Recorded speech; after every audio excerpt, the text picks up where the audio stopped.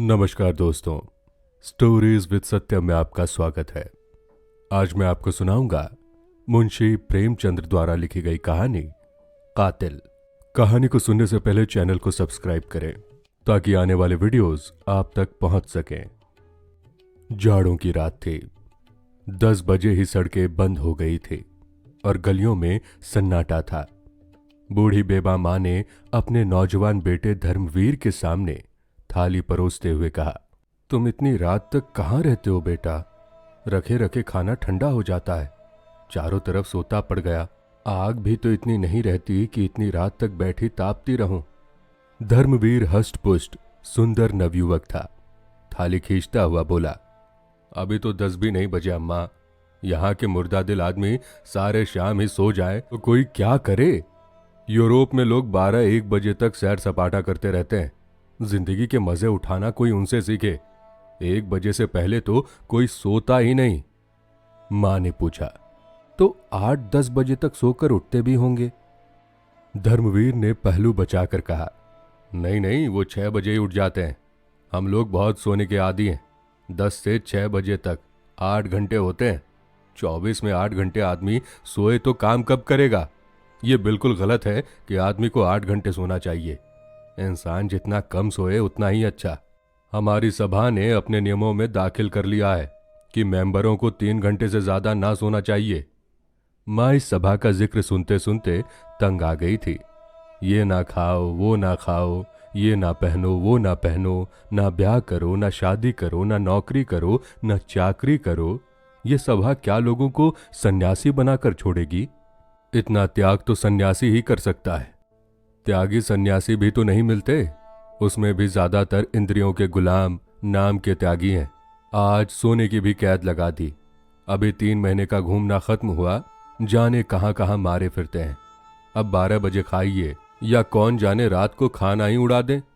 आपत्ति के स्वर में बोली, तभी तो ये सूरत निकल आई है कि चाहो तो एक एक हड्डी गिन लो।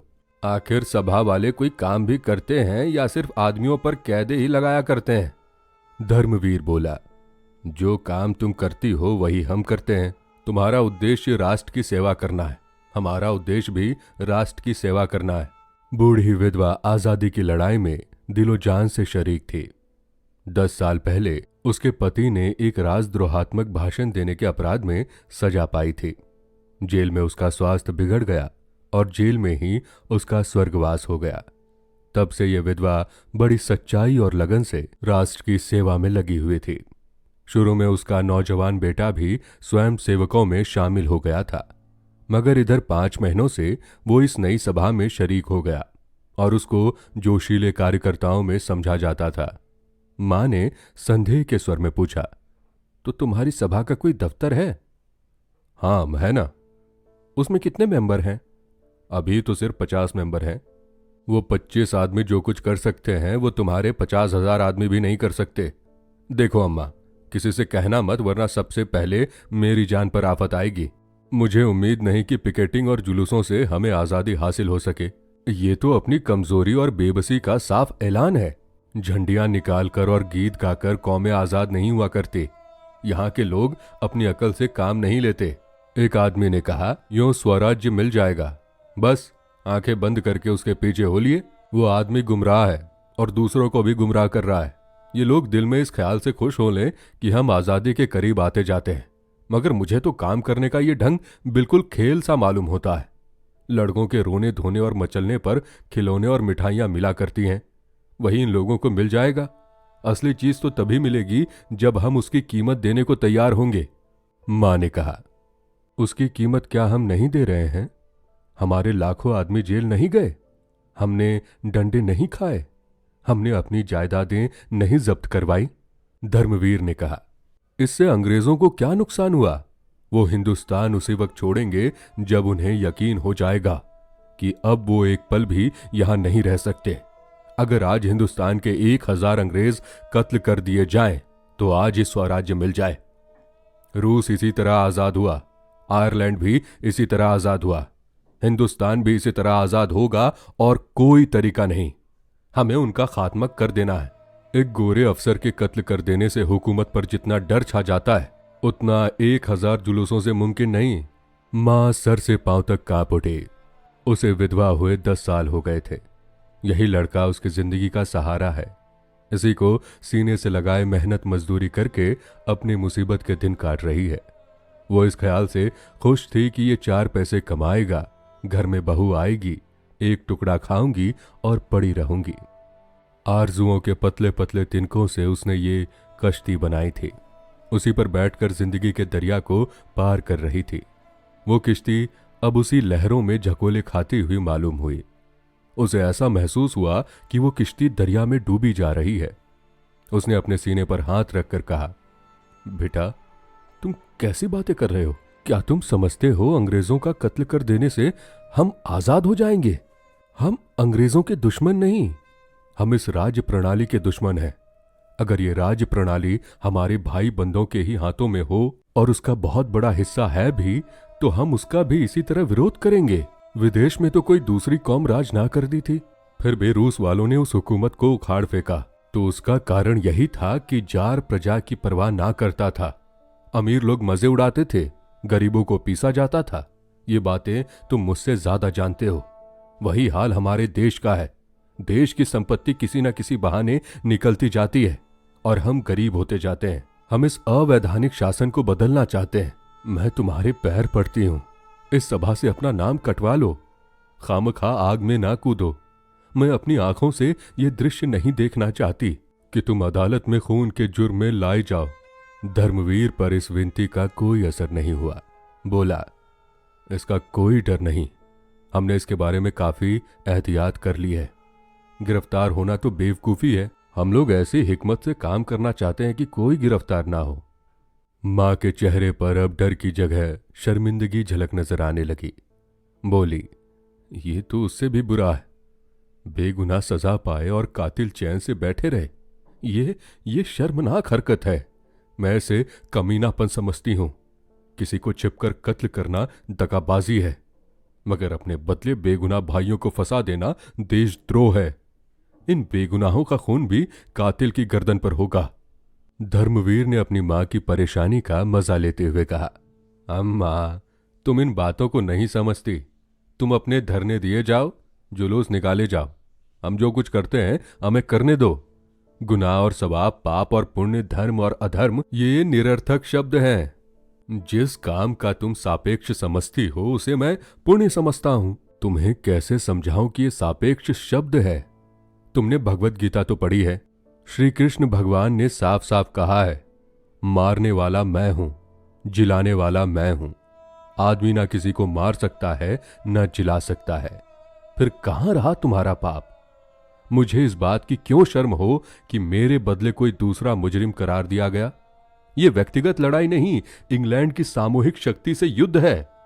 मैं मरूं या बदले में कोई दूसरा मरे, इसमें कोई अंतर नहीं। जो आदमी राष्ट्र की ज्यादा सेवा कर सकता है उसे जीवित रहने का ज्यादा अधिकार है।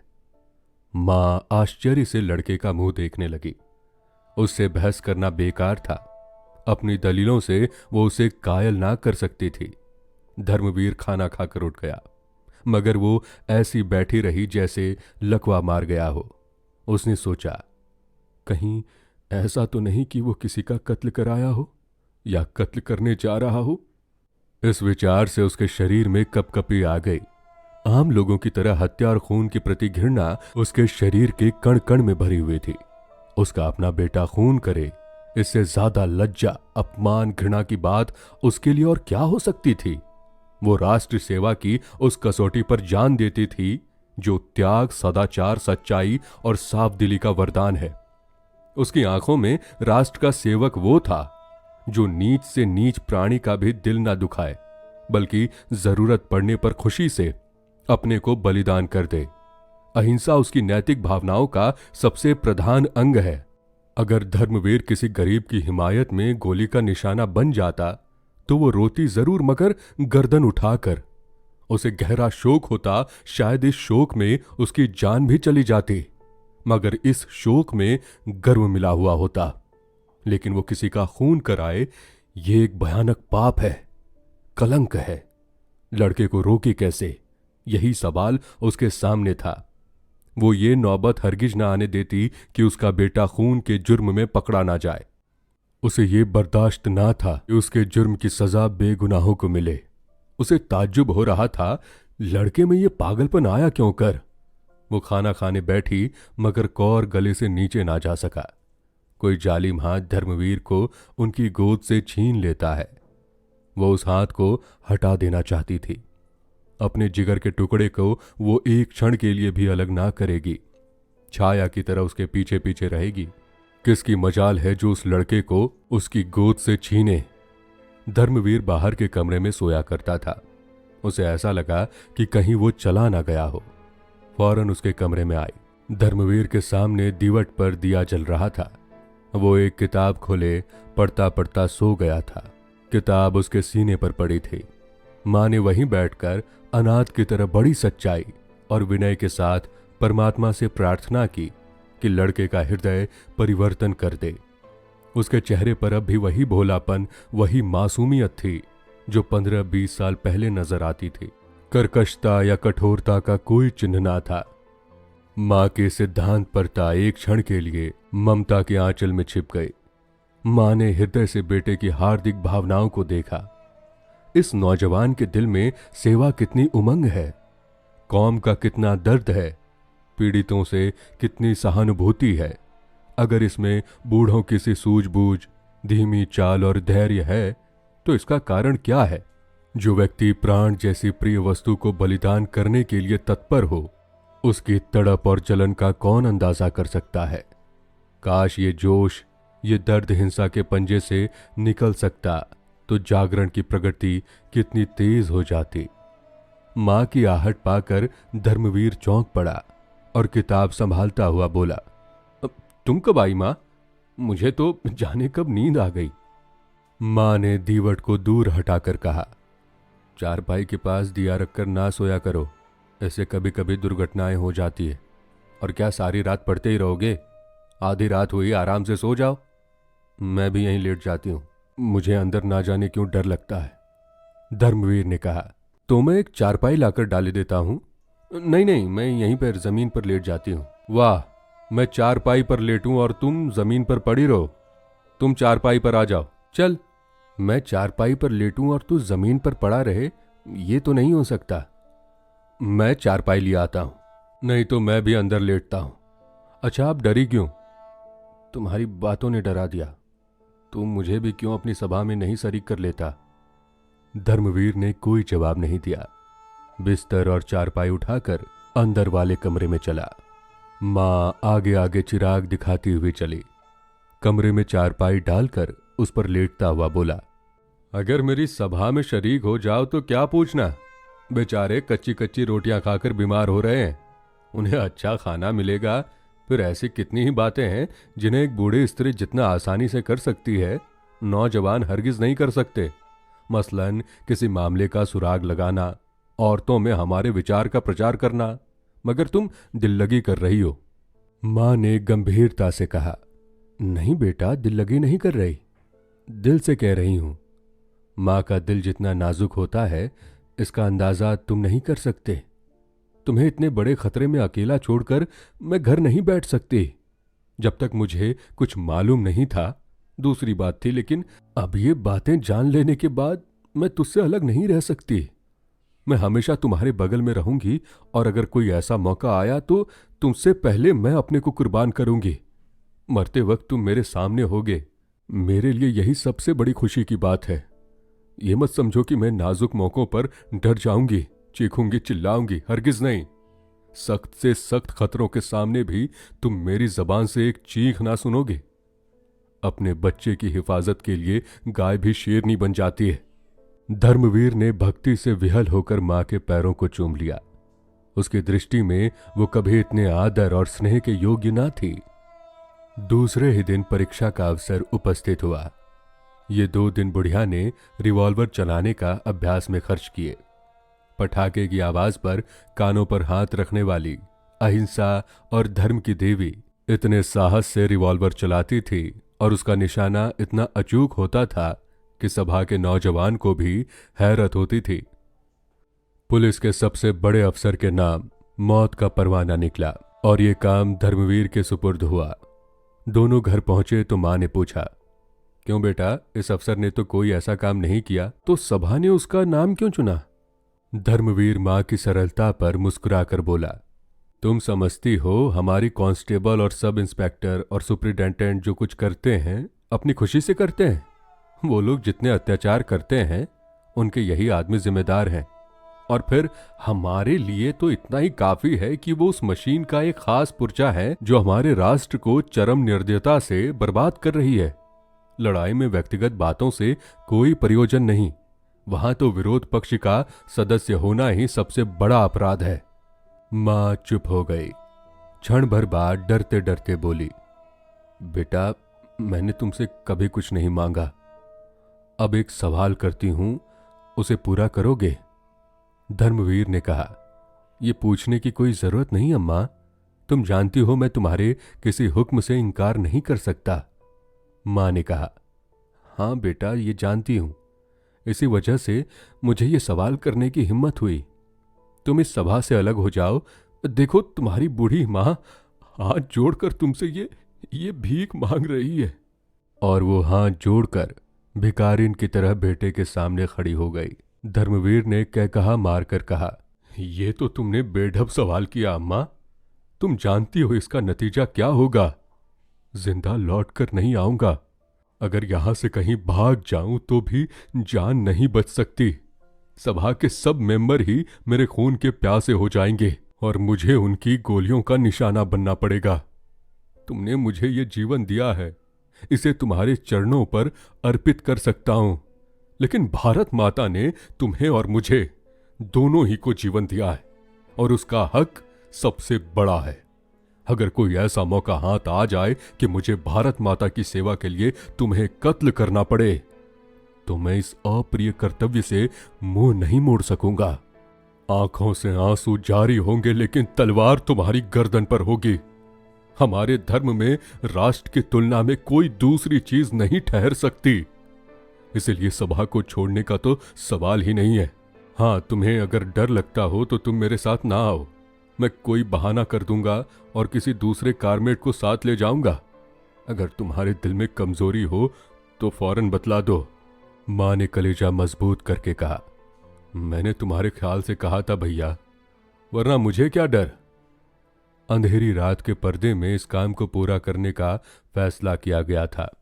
कोप का पात्र रात को क्लब से जिस वक्त लौटा, वहीं उसकी जिंदगी का चिराग बुझा दिया जाए। धर्मवीर ने दोपहर ही को इस मौके का मुआयना कर लिया और उस खास जगह को चुन लिया जहां से निशाना मारेगा। साहब के बंगले के पास करील और कौरंद की एक छोटी सी झाड़ी थी, वहीं उसके छिपने की जगह होगी। झाड़ी के बाईं तरफ नीचे जमीन थी, उसमें बैर और अमरूद के बाग थे। भाग निकलने का अच्छा मौका था। साहब के क्लब जाने का वक्त 7 और 8 बजे के बीच था। लौटने का वक्त 11 बजे था। इन दोनों वक्तों की बात पक्की तरह मालूम कर ली गई थी। धर्मवीर ने तय किया कि 9 बजे चलकर उसी कौरंदे वाली झाड़ी में छिपकर बैठ जाए। वहीं एक मोड़ भी था। मोड़ पर मोटर की चाल कुछ धीमी पड़ जाएगी। ठीक इसी वक्त उसे रिवॉल्वर का निशाना बना लिया जाए। ज्यों-ज्यों दिन गुजरता जाता, बूढ़ी मां का दिल भय से सूखता जाता, लेकिन धर्मवीर के दैनंदिन आचरण में तनिक भी अंतर ना था। वो नियत समय पर उठा, नाश्ता किया, संध्या की और अन्य दिनों की तरह कुछ देर पढ़ता रहा। 2-4 मित्र आ गए, उनके साथ 2-3 बाजियां शतरंज की खेली, इत्मीनान से खाना खाया और अन्य दिनों से कुछ अधिक। फिर आराम से सो गया कि जैसे उसे कोई चिंता नहीं है। मां का दिल उचाट था। खाने पीने का तो जिक्र ही क्या, वो मन मारकर एक जगह बैठ भी नहीं सकती थी। पड़ोस की औरतें हमेशा की तरह आई, वो किसी से कुछ नहीं बोली। बदहवास सी इधर उधर दौड़ती फिरती सी, जैसे चूहिया बिल्ली के डर से सुराग ढूंढती हो। कोई पहाड़ सा उसके सिर पर गिरता था। उसे कहीं मुक्ति नहीं, कहीं भाग जाए ऐसी जगह नहीं। वो घिसे पिटे दार्शनिक विचार जिनसे अब तक उसे सांत्वना मिलती थी, भाग्य, पुनर्जन्म, भगवान की मर्जी वो सब इस भयानक विपत्ति के सामने व्यर्थ जान पड़ते थे। जिरह बख्तर और लोहे की टोपी तीर तूपक से रक्षा कर सकते हैं, लेकिन पहाड़ तो उसे उन सब चीजों के साथ कुचल डालेगा। उसके दिलो दिमाग बेकार होते जाते थे। अगर कोई भाव शेष था तो वो भय था। मगर शाम होते होते उसके हृदय पर एक शांति सी छा गई। उसके अंदर एक ताकत पैदा हुई, जिसे मजबूरी की ताकत कह सकते हैं। चिड़िया उस वक्त तक फड़फड़ाती रही जब तक उड़ निकलने की उम्मीद थी। उसके बाद वो बहेलिये के पंजे और कसाई के छुरे के लिए तैयार हो गई। भय की चरम सीमा साहस है। उसने धर्मवीर को पुकारा, बेटा कुछ आकर खा लो। धर्मवीर अंदर आया। आज दिन भर मां बेटे में एक बात भी नहीं हुई थी। इस वक्त मां ने धर्मवीर को देखा तो उसका चेहरा उतरा हुआ। वो संयम जिससे आज उसने दिन भर अपने भीतर की बेचैनी को छिपा रखा था, जो अब तक उड़े उड़े से दिमाग की शक्ल में दिखाई दे रही थी, खतरे के पास आ जाने पर पिघल गया था। जैसे कोई बच्चा भालू को दूर से देखकर तो खुशियों से ताली बजाए, लेकिन उसके पास आने पर चीख उठे। दोनों ने एक दूसरे की तरफ देखा। दोनों रोने लगे। मां का दिल खुशी से खिल उठा। उसने आंचल से धर्मवीर के आंसू पोंछते हुए कहा, चलो बेटा, यहां से कहीं भाग चले। धर्मवीर चिंतामग्न खड़ा था। मां ने फिर कहा, किसी से कुछ कहने की जरूरत नहीं, यहां से बाहर निकल जाएं जिसमें किसी को खबर भी ना हो। राष्ट्र की सेवा करने के और भी बहुत से रास्ते हैं बेटा। धर्मवीर जैसे नींद से जागा, बोला, ये नहीं हो सकता अम्मा। कर्तव्य तो कर्तव्य है, उसे पूरा करना पड़ेगा। चाहे रोकर पूरा करूं, चाहे हंसकर। हाँ, इस ख्याल से डर लगता है कि नतीजा ना जाने क्या हो। मुमकिन है निशाना चूक जाए और गिरफ्तार हो जाऊं या उसकी गोली का निशाना बनूं। लेकिन खैर, जो हो सो हो। मर भी जाएंगे तो नाम तो छोड़ जाऊंगा। क्षण भर बाद उसने फिर कहा, इस समय तो कुछ खाने को जी नहीं चाहता मां। अब तैयारी करनी चाहिए। तुम्हारा जी ना चाहता हो तो ना चलो, मैं अकेला चला जाऊंगा। मां ने शिकायत के स्वर में कहा, मुझे अपनी जान इतनी प्यारी नहीं है बेटा। मेरी जान तो तुम हो। तुम्हें देखकर जीती थी। तुम्हें छोड़कर मेरी जिंदगी और मौत दोनों बराबर है, बल्कि मौत जिंदगी से अच्छी है। धर्मवीर ने कुछ जवाब ना दिया। दोनों अपनी अपनी तैयारियां में लग गए। मां की तैयारी ही क्या थी। एक बार ईश्वर का ध्यान किया, रिवॉल्वर लिया और चलने को तैयार हो गई। धर्मवीर को अपनी डायरी लिखनी थी। वो डायरी लिखने बैठा तो भावनाओं का एक सागर सा उमड़ पड़ा। ये प्रवाह, विचारों का ये स्वतःस्फूर्ति उसके लिए नई चीज थी, जैसे दिल में कहीं सोता खुल गया हो। इंसाफ लफानी है, अमर है। यही उस विचार प्रवाह का विषय था। आरंभ एक दर्दनाक अलविदा से हुआ। रुखसत, ए दुनिया के दिलचस्पों, रुखसत। ए जिंदगी की बहारों, रुखसत। ए मीठे जख्मों, रुखसत। देश भाइयों, अपने इस आहत और अभागे सेवक के लिए भगवान से प्रार्थना करना। जिंदगी बहुत प्यारी चीज है, इसका तजुर्बा हुआ। वही दुख दर्द के नश्तर, वही हरकतें और वही मायूसियां जिन्होंने जिंदगी को कड़वा बना रखा था। इस समय जीवन की सबसे बड़ी पूंजी है। ये प्रभात की सुनहरी किरणों की वर्षा, ये शाम की रंगीन हवाएं, ये गली कूचे, ये दरो दीवार फिर देखने को मिलेंगे।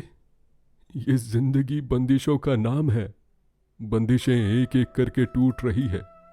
जिंदगी का शरीजा बिखरा जा रहा है दिल की आजादी। आओ तुम्हें नाउम्मीद की कब्र में दफन कर दूं।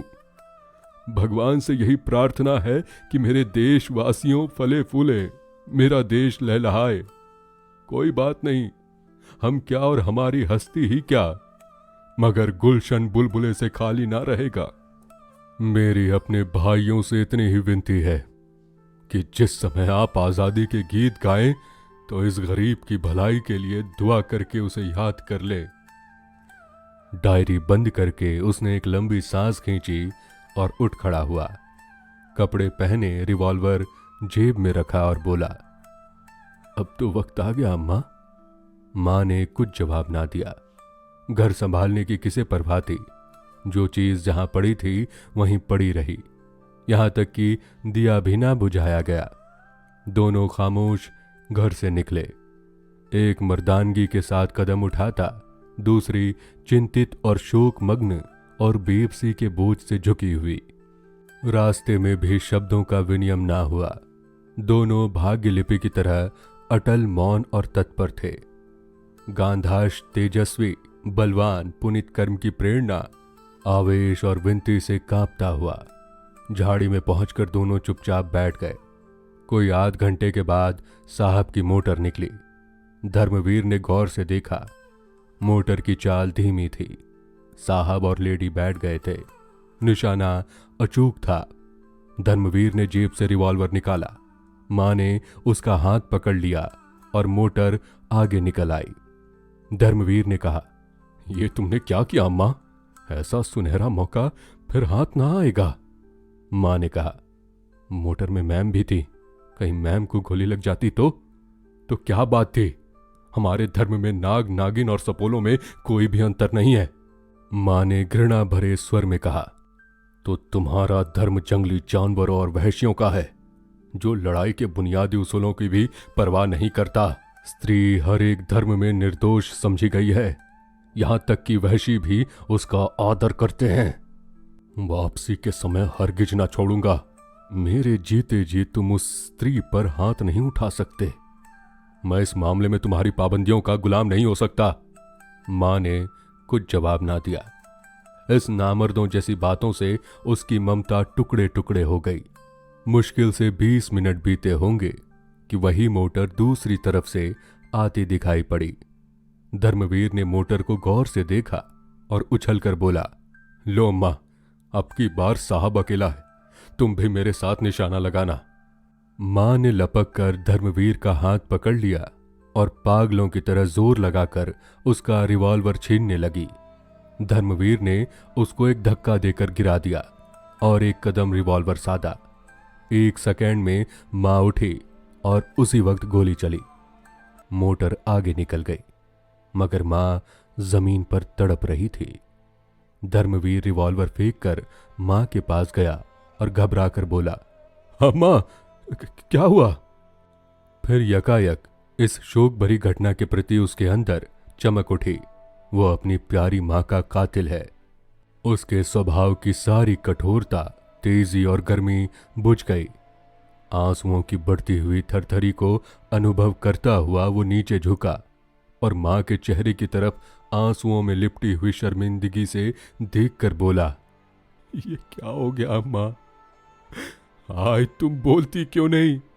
ये कैसे हो गया? अंधेरे में कुछ नजर नहीं आता मां। गोली कहाँ लगी? कुछ तो बताओ। इस बदनसीब के हाथों तुम्हारी मौत लिखी थी। जिसको तुमने गोद में पाला उसी ने तुम्हारा खून किया। किसको बुलाऊं? कोई नजर भी तो नहीं आता। मां ने डूबती हुई आवाज में कहा, मेरा जन्म सफल हो गया बेटा। तुम्हारे हाथों मेरी मिट्टी उठेगी। तुम्हारी गोद में मर रही हूं, छाती में घाव लगा है।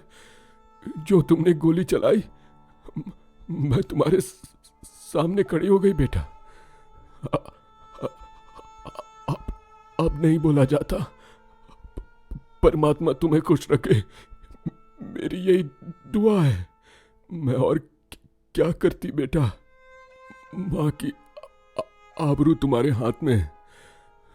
मैं तो चली। क्षण भर बाद उस अंधेरे सन्नाटे में धर्मवीर अपनी प्यारी मां के नीमजान शरीर को गोद में लिए घर चला तो उसके ठंडे तलवों से अपनी आंसू भरी आंखें रगड़कर आत्मीय आहत से भरी हुई दर्द के टीस अनुभव कर रहा था। तो दोस्तों, ये थी आज की कहानी। ये कहानी कुछ मायूस कर देने वाली है। यदि कहानी और कहानी सुनाने का तरीका आपको पसंद आया हो तो चैनल को सब्सक्राइब कर हमें सपोर्ट करें, ताकि मैं आपके लिए ऐसी ही नई नई कहानियां लाता रहूं। धन्यवाद।